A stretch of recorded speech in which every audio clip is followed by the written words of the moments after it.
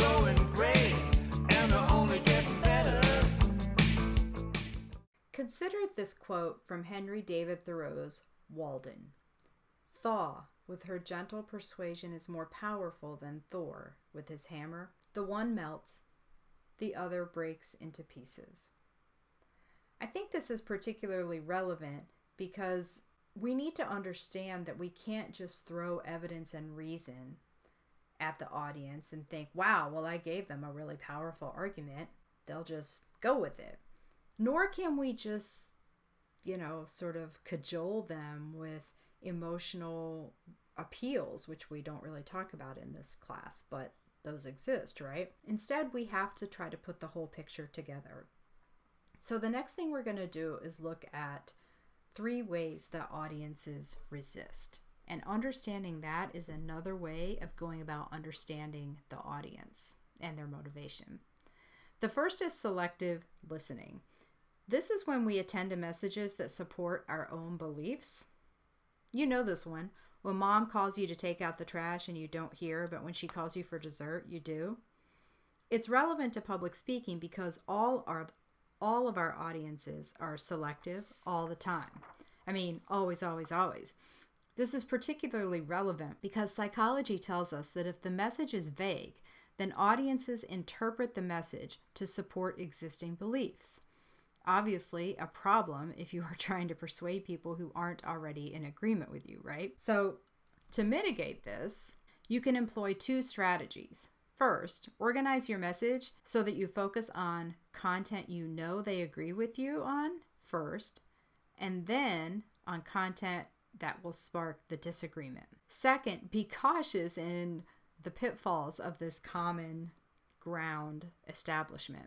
Some audiences will hear the commonality and decide that they already agree, in which case you've lost the opportunity to move them. So common ground is a good strategy, especially with hostile audiences, but be sure to clarify when you differ and where you differ and how you differ.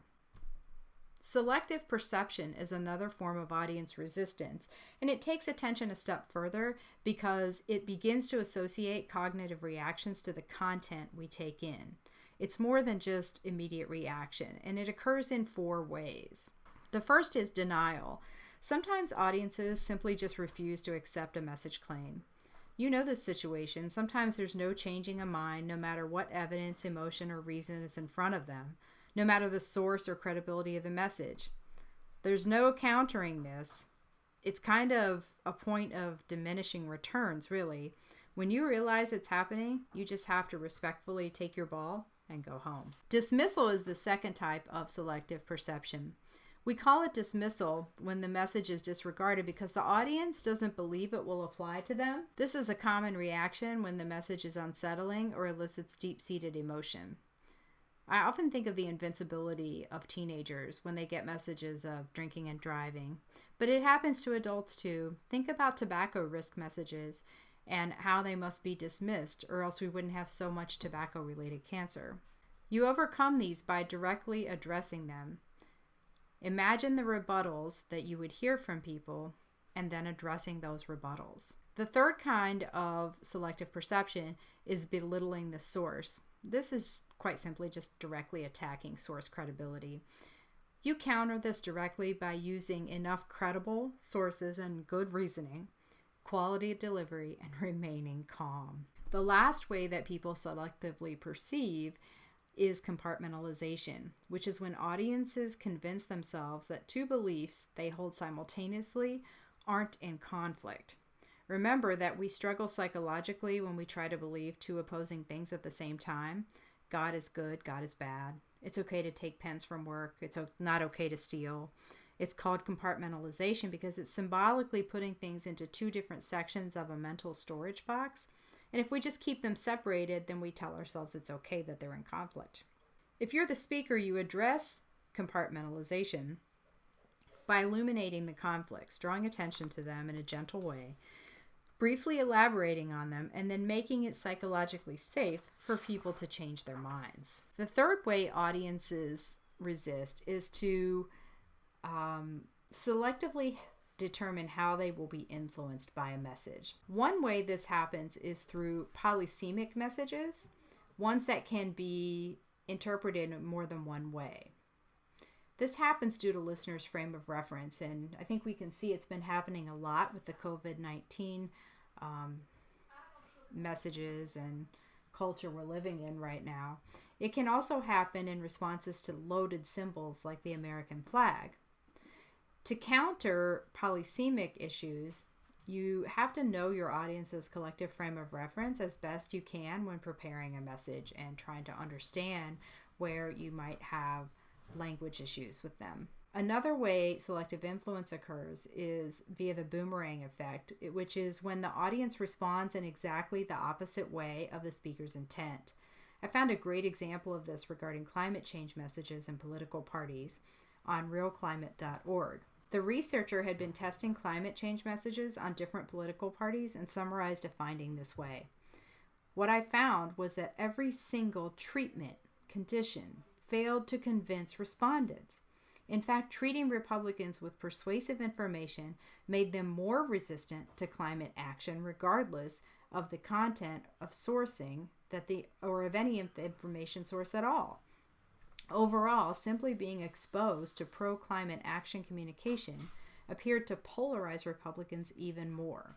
They became more opposed to governmental action and less likely to take personal action compared to the control group. And that's from realclimate.org. So any effort at all sent them in the opposite direction. You handle boomerang effects by figuring out just how much to ignite the audience, but not so much they feel hopeless. It's very delicate balance and one of the dangers of persuasion. So 3 ways that audiences resist persuasion are selective attention, selective perception, and selective influence. Seems like you should have more tools to help if it's so hard, right? But we're going to give you just a couple more, but not a lot more. And we're going to give you just a couple more tools, only 2. And they are rhetorical proofs and organizational patterns that work for persuasive speeches. Rhetorical proofs came from Aristotle's rhetoric. And essentially, all ways to try to persuade people he still today can be organized into these 3 categories. The first one is credibility, which we call ethos, and that's character, competence, and goodwill. The second one is logos, which means we use logic in the form of reasoning and evidence to convince the audience. Or we can use pathos, which is using emotion or imagination to convince the audience. Be mindful that Aristotle argued all 3 are equally necessary, not necessarily in equal parts, but equally necessary, and how much you lean on one versus the other would change based on your audience and your context. This last tool we'll give you is about how to organize your speeches, and I'm going to give you 3 simple organizational methods you can use for your speeches. And they're problem solution, goals advantage, and Monroe's motivated sequence. Problem solution is really straightforward.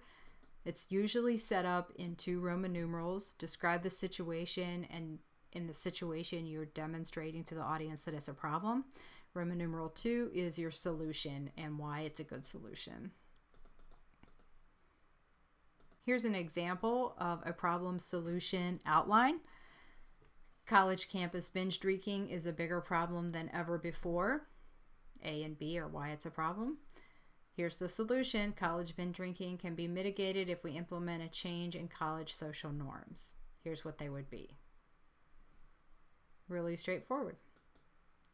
Goals advantage is problem solution with a twist. Here's a problem. You have to tell them why it's a problem.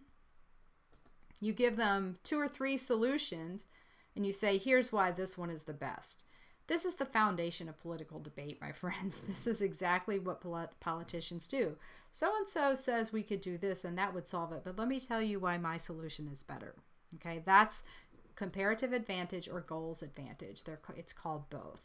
Here's an example. Snow removal is a challenge in Erie. Solutions include shoveling, paying somebody else to do it, and a snowblower. Here's why shoveling is best. You get exercise, storing it is easier, and it costs less. Really straightforward. That's goals advantage, or it's also called comparative advantage. The last one and single most powerful way to persuade your audience is Monroe's motivated sequence. And here's how this works. You get the audience's attention, because you sure can't convince anyone of anything if you don't have their attention. And then you say, we have a problem. We have a need for this.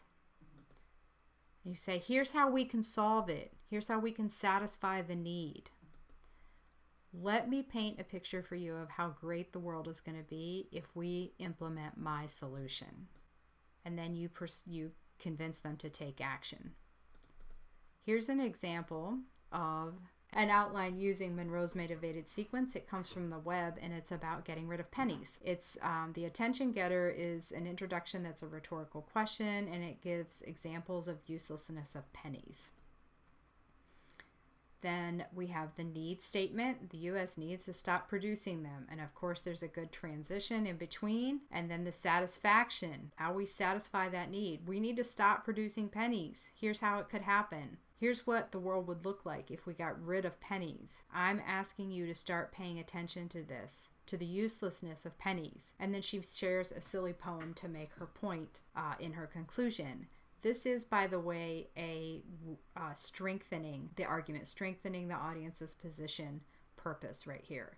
She's not trying to convert them. She's just trying to strengthen their position on this topic. Monroe's motivated sequence is the most powerful because it capitalizes on an understanding of the psychology of audiences. So these are the 3 ways we talked about organizing a speech. Here's our unit recap. We talked about the 4 versions of persuasion: strengthen, weaken, convert, and induce action. We talked about a 3-step strategy to get you started.